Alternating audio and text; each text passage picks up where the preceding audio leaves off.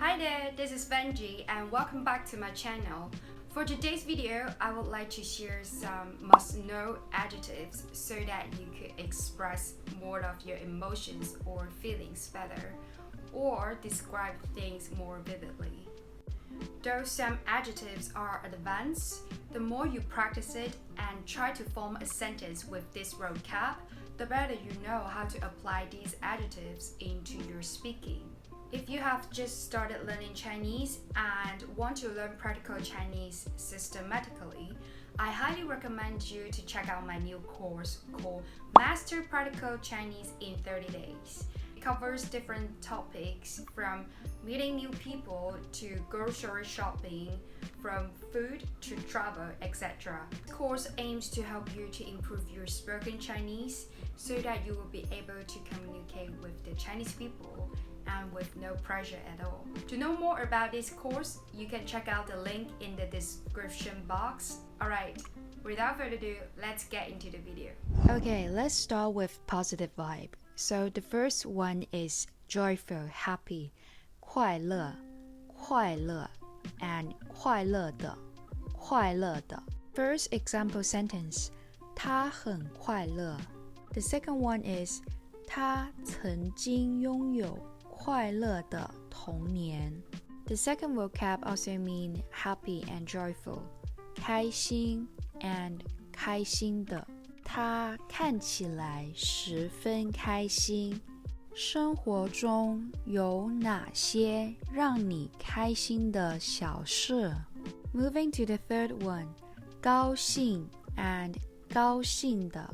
丽丽突然感到十分高兴。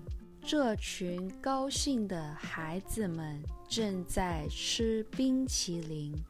Next one is 愉快 and 愉快的。我们度过了愉快的一天。旅游是一种愉快的活动。Excited or exciting, 兴奋 and 兴奋的。第一次在台上演讲，我又紧张又兴奋。这是一个令人兴奋的消息。Next one, comfortable, 舒服 and 舒服的。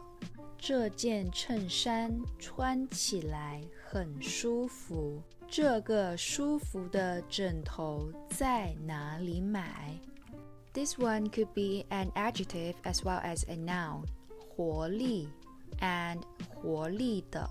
他一直觉得很疲惫，没有活力。他们是一群充满活力的少年。Calm, 冷静 and 冷静的。遇到事情要冷静，千万不能冲动。他是一个很冷静的人。This one also means calm, 淡定 and 淡定的。何先生表现得很淡定，他总是展现出淡定的样子。震惊 and 震惊的。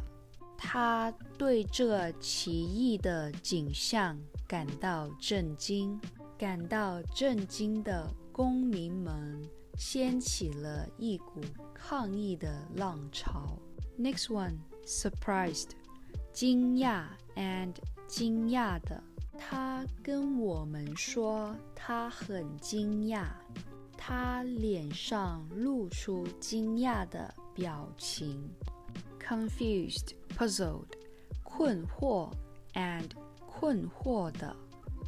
你说的话让他感到困惑，他脸上带着困惑的表情在倾听着。Anxious, 焦虑 and 焦虑的。他开始感到焦虑，他一直过着焦虑的生活。Nervous, 紧张 and 紧张的。不用紧张，放松一点儿。他紧张的神经松弛下来。Terrified, scared, 恐惧 and 恐惧的。他感到十分恐惧。这是一部令人恐惧的电影。